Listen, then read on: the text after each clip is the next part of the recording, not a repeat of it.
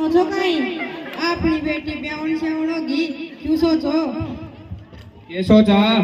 तो ढूंढो। हाँ, बात तो तुम ठीक कह रही हो। मैं तो ठीक ही कहती हूँ। मेरी नजर में एक लड़का है। अजी कौन? बिरजू को तो तुम जानती हो। कौन आपका बचपन का मित्र? हाँ, उसका छोटा बेटा कहीं फौज में अफसर है। फिर तो अच्छा है, जल्दी से शादी की बात करो, मौका मत चूको, मौका हाँ। देकर चौका मारो। हाँ, मैं बात करूँगा।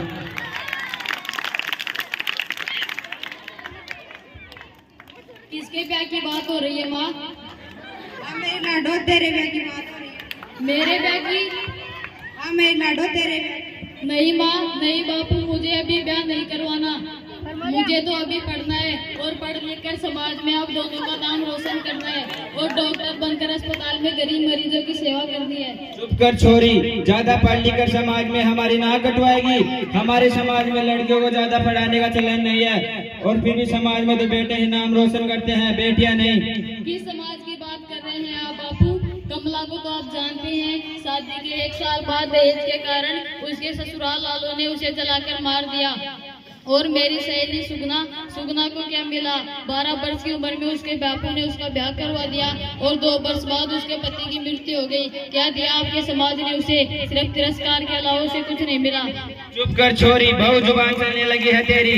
किस समाज की बात कर रहे हैं आप बापू? समाज की विधाओं ने पता नहीं कितनी कमलाओं और कितनी सुगनाओं का बचपन छीन लिया। अगर आज उनके माँ बापू ने उनका छोटी उम्र में ब्याह नहीं करवाया होता, उन्हें पढ़ाया लिखाया होता, तो कमला जीवित होती, सुगना भी अपने जीवन में खुश रहती। ठीक है मेरी बेटी। तू चुप कर, ये छोरी, इसको छोरी की तरह रहने दे। क्या हुआ जीजाजी, हमारी बेटी की तैश क्या?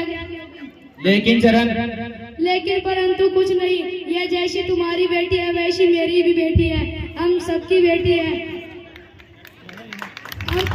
आज जमाना बदल गया, हमें भी बदलना पड़ेगा, हमारी सोच को बदलना होगा, तभी हमारी बेटी आगे बढ़ेगी।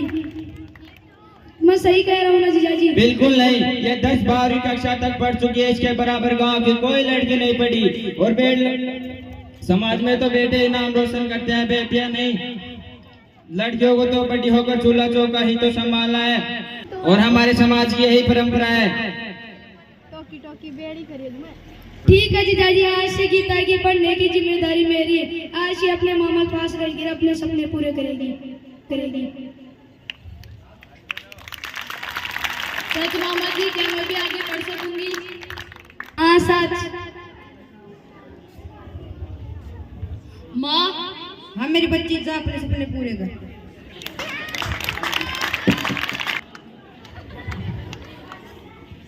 वर्तमान में हमारे देश में अनमेल विवाह तथा बाल विवाह का प्रचलन हुआ है, जो कि हमारे सामाजिक सांस्कृतिक जीवन के लिए घोर अभिशाप है।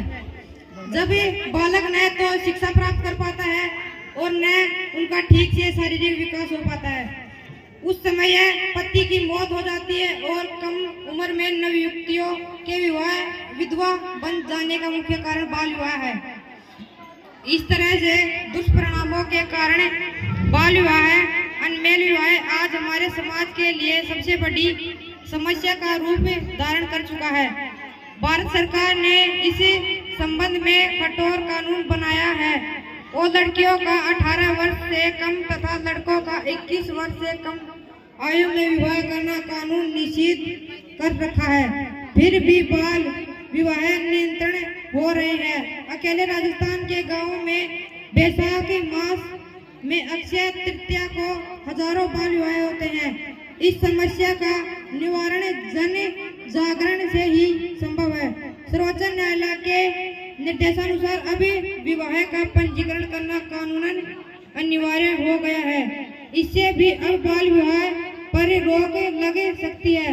बाल विवाह रोकने के और भी कठोर उपाय सरकार द्वारा किए जाने चाहिए। समाजी सुधारकों को इस दिशा में भरसक प्रयास करना चाहिए। जय हिंद। बहुत ही शानदार एक लघु नाटक के द्वारा बाल विवाह के दुष्परिणामों के बारे में बताया। मुझे आशा है कि ग्रामीण इस लघु नाटिका के